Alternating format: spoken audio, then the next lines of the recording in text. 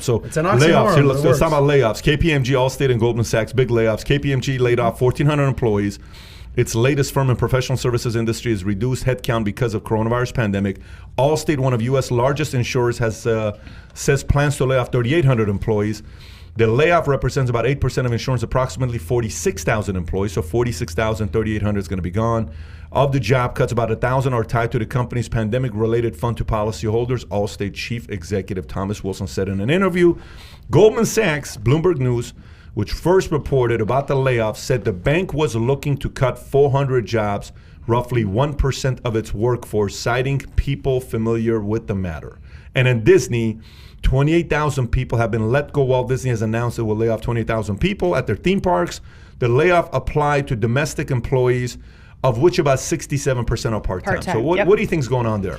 So no insensitivity, but the part-time workers don't move the economic needle as much as the high-end workers do.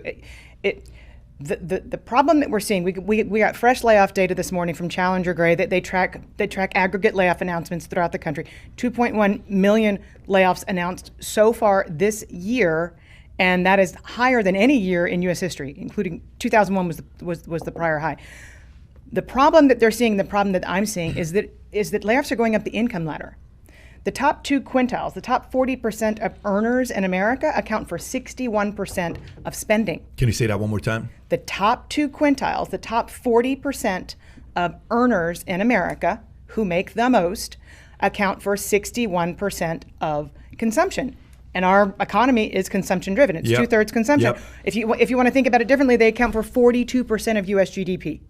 That's a lot of money. So when you see white collar layoffs, there is a trickle down effect, but not in a good way, because the small businesses that rely on them, the dry cleaners, the restaurants, they're the ones who start to suffer if the biggest spenders lose their jobs.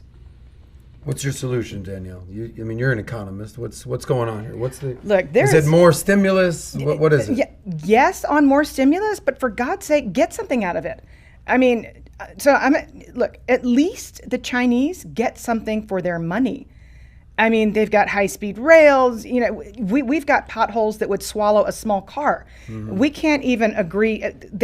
Think of all the oil field workers who are out of a job.